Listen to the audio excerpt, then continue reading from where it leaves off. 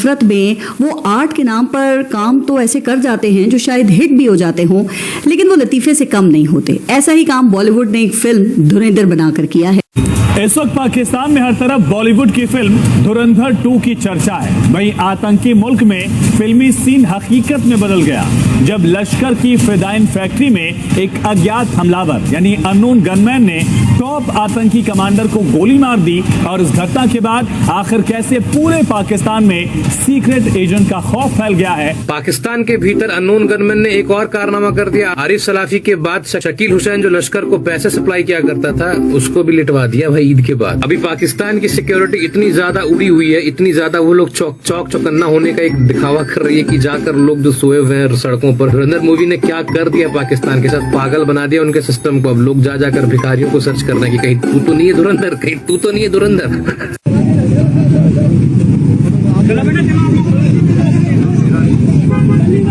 चले बाबा जी सो जाए, किसी को पुलिस परेशान नहीं करेगी।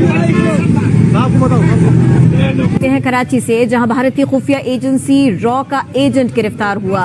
स्पेशल इन्वेस्टिगेशन यूनिट ने भारतीय जासूस को माड़ीपुर से पकड़ा। भारत में खुफिया इदारों की नाअहली की इंतहा हो गई है और भारत जो टेररिज्म करवा रहा है पाकिस्तान में, उसकी एक मिसाल सबूतों समेत पेश की है। दहशतगर्द है, स्पाई है, जासूस है, एक होस्टाइल फॉरेन एजेंसी का, लेकिन इसको हक दिया जाए कि उसका फेयर ट्रायल हो और जो उसकी अपील है वो आगे फेयर तरीके से चले। हम में से बहुत सारे ऐसे, हमारे अंदर से बहुत सारे ऐसे लोग हैं जो हमेशा से भारत नवाज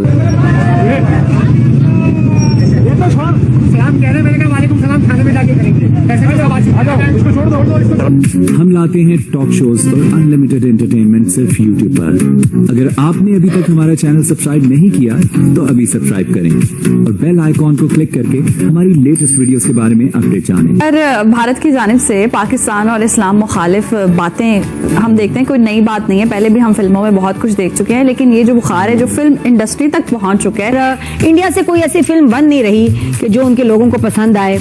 पता नहीं बॉलीवुड खुद ही भूल गया कि बॉलीवुड बनानी कैसे। पहले फिल्मों के जरिए मुसलमानों की तारीख पर हमला किया गया था, फिर उड़ी और फाइटर जैसी फिल्में बनाकर पाकिस्तान को बदनाम करने की कोशिश की गई।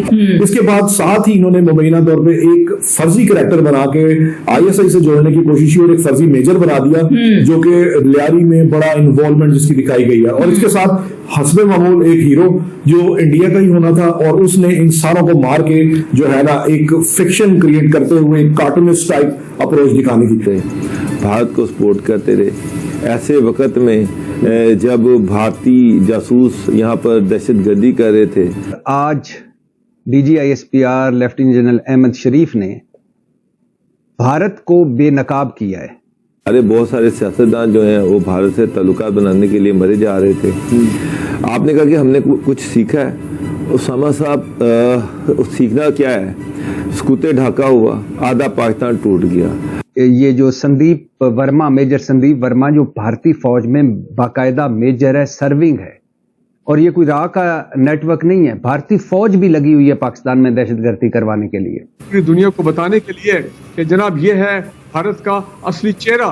दहशतगर्दी करते हैं पाकिस्तान में और ये एक सर्विंग नेवल ऑफिसर।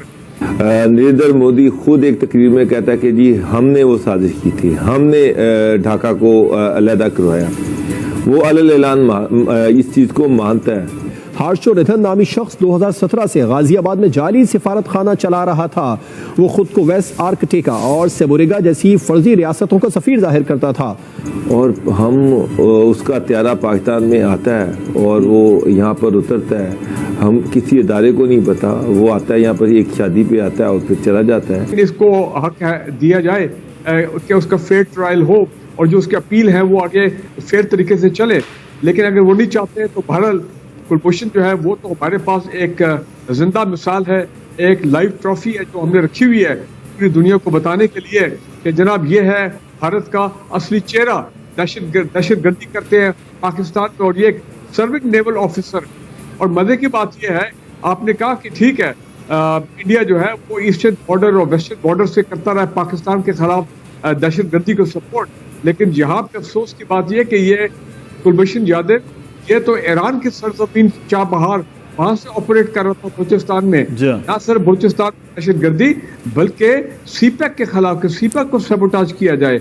और आपको मालूम है कि वो कराची का मशहूर वो जिसको हर केस में बरी किया जा रहा है उज़ैर बलोच, वो भी ईरानी इंटेलिजेंस के पेरोल के ऊपर था। और ये अपना कुलभूषण जो है ये तो कराची तक इसके ताने बाने थे, ये कैसे मिलके अपना फौजी मूवमेंट्स को उनको मॉनिटर करना, जो बागी और ये सेपरेटिस्ट हैं कुछ वहाँ पे तंजीमें बलूचिस्तान में, उनको इंसाइट करना कि बगावत के लिए against the state of Pakistan. लेकिन इन्होंने खुद जो है ना ये शो कर दिया कि रॉ के एजेंट्स जो है वो पाकिस्तान में आते हैं, और जिस तरह शो किया कि लियारी में आया वो, तो लियारी में तो अगर कोई भी बाहर का बंदा आ जाता है तो वो बच के जाता नहीं। क्या ये बात ठीक है कि वो लियारी का जो वाकई फिल्म में दिखाया कि रॉ का एजेंट लियारी के अंदर आया, कोई आया था जो रणवीर सिंह ने जो किरदार प्ले किया है? देखिए हमारे सामने तो नहीं आया, अगर आता तो जिंदा बच के नहीं जाता। और ये मैंने उनके डायरेक्टर को, जो आदित्य है डायरेक्टर, उसको मैंने ट्वीट भी किया है लेकिन उसका जवाब नहीं आया कि आपको लगता है कि फिल्म बनाने से पहले इन्होंने कभी लियारी का नाम भी सुना होगा? नहीं, कभी नहीं। इन्होंने जो रिसर्च किया यूट्यूब के थ्रू, जिस तरीके से सोशल मीडिया में इन्होंने लियारी के बारे में इनको शो करना था कि गैंगस्टर्स के जाकर जो है इन्होंने किस तरीके से वहां पर एक गैंगस्टर को अपने साथ मिला लिया और ये सारी कार्रवाइयां की। इसमें हकीकत कुछ भी नहीं है, सिर्फ कैरेक्टर्स हकीकत के। मेरा रोल जिस तरह दिखाया एक कॉमेडियन से करवाया, लेकिन मुझे लगता है कि बोल साहब कि इस फिल्म का जो डायरेक्टर है ना, उसने आपके टॉक शोज वगैरह देख ली होंगी। जिस तरह आप टॉक शोज में वो सियासतदानों पर तंज करते हैं, मजाक करते हैं ना, तो इसी से अंदाजा लगा लिया होगा शायद आम जिंदगी में भी आप ऐसे ही हैं।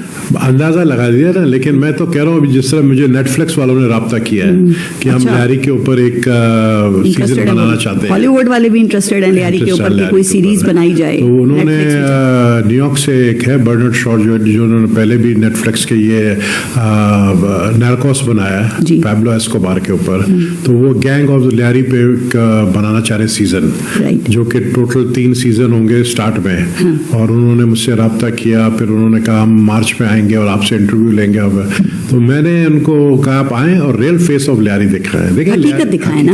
लेकिन एक हकीकत तो दिखाई गई इसमें कि जो रहमान डकैत है या रहमान बलोच, उसके साथ आपका करीबी ताल्लुक था।